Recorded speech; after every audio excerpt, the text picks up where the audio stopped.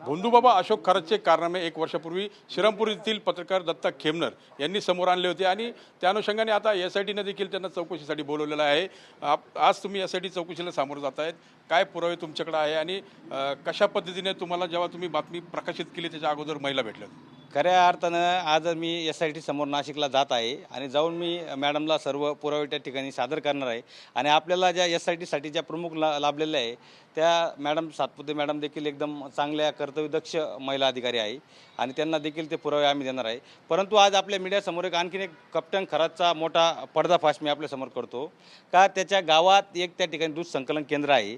त्या दूध संकलन केंद्रावरती आता वर्षापूर्वी त्या ठिकाणी दूध भेसळीची मोठी रेड झाली होती आणि प्रचंड मोठा तिथं कॉस्टिक सोडा पावडर असेल या पावडरचा साठा त्या ठिकाणी मिळाला होता आणि त्या ठिकाणी तो विठ्ठल हिंगे आणि त्याचा भाऊ संतोष हिंगे हे ते रॅकेट चालवता आणि यांना कॅप्टन खरातचाच आशीर्वाद होता आणि या आशीर्वादामुळे कॅप्टन खरातच्या आशीर्वादाने ती रेड होऊन पण ती डिरी पुन्हा सुरू झाली। त्या ठिकाणी एवढी मोठी कारवाई झाल्यामुळं पण ते रॅकेट सुरू झालं आणि आज मी SITला सांगणार आहे का त्या डेअरीच्या मालकाची देखील आपण चौकशी केली पाहिजे।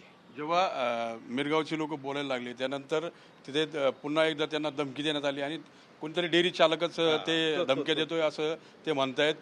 तुमच्याकडे काय ग्रामस्थांनी मला तिथल्या स्थानिक ग्रामस्थांनी मला फोनद्वारे माझ्या मित्रांना सांगितलं का दत्ता भाऊने प्रकरण उचललं, तुमच्या संपादकांनी त्यांना सांगा का त्या गावामधल्या स्थानिक लोकांना आता कॅप्टन खरात नंतर त्याचा जो चेला आहे तो विठ्ठल त्या ठिकाणी हिंगे असणारा तो डेअरी चालक आणि तो संतोष हिंगे ह्या दोघांनी तिथल्या गावातल्या नागरिकांना कॅप्टन नंतर ऑपरेटिंग करत आहे लोक आणि या ऑपरेटिंग करून त्या लोकांना दमबाजी देण्याचं काम हा संकलनवाला करत आहे आणि हा कॉस्टिंग सोडा पावडर हा कॅप्टनच्या आशीर्वादाने केवळ फक्त तिथं नाही तर तो माल पूर्ण महाराष्ट्रात जातो। याची चौकशी करा का याचं राज्यामध्ये दूध भेसळीचं रॅकेट हा हिंगे चालवतो, त्यामुळे या हिंगेची चौकशी याच्यावर कारवाई झाली पाहिजे। आता SIT समोर तुम्ही जात आहे पण खरं बघितलं तर तुम्ही तुमच्या मोघम माहितीवरती बातमी प्रकाशित केली होती, मग त्यावेळेस काही महिलांनी तुम्हाला या शोषणाबद्दल काही सांगितलं होतं?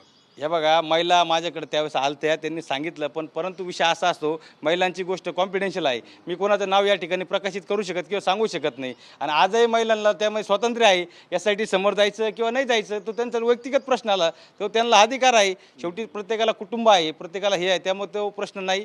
पण त्यांनी जी मला माहिती सांगितली आणि आज जी महिला समोर आली आणि आत्ता 3-4 फिर्याद झाल्या आपण बघितलं, जी माहिती मिळाली मला एकूण 6 फिर्याद त्याच्यावरती झालेल्या आहेत। आता या सगळ्या महिलांचं आपण कौतुक केलं पाहिजे। मी तर म्हणतो नाही अजून तुम्ही 1-2 दिवस थांबा, कॅप्टन खरातवरती लैंगिक अत्याचाराच्या 4-5 फिर्याद आणखीन दाखल होणार आहे। एकंदरीत बघितलं तर आज ही SITला सामोरं जात आहे आणि म्हणतात की आणखीन गुन्हे देखील अशोक खरातच्या विरोधात दाखल होण्याची शक्यता आहे आणि SITला मी जे पुरावे आहेत ते सादर करणार आहे।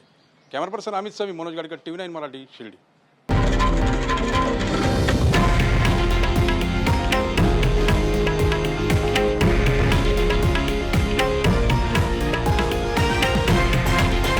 हे आहे देशातील नंबर 1 न्यूज नेटवर्क आणि आपण पाहत आहात TV9 मराठी, एकमेव।